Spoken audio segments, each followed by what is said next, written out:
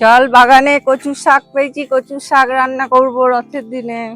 আজকে আপনাদের সঙ্গে শেয়ার করছি নিরামিষ কচুর শাকের রেসিপি। কচুর শাকগুলোকে প্রথমে বটি দিয়ে কেটে নিতে হবে, সুতোগুলো ছাড়িয়ে নিতে হবে।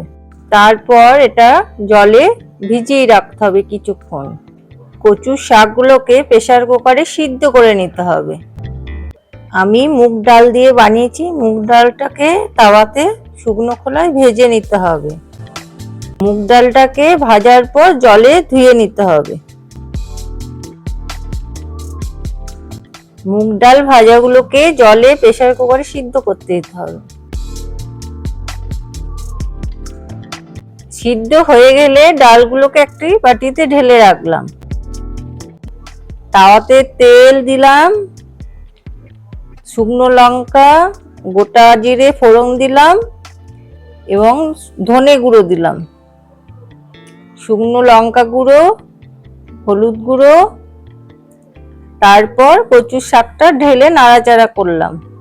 এইগুলোকে ভালোভাবে নাড়াচাড়া করে মিশিয়ে নিতে হবে।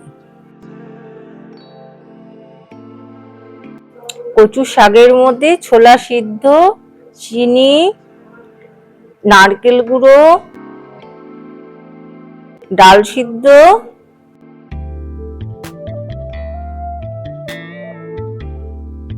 লবণ, ভাজা মশলা গুঁড়ো দিয়ে আবার ভালোভাবে এটাকে কষিয়ে নিতে হবে।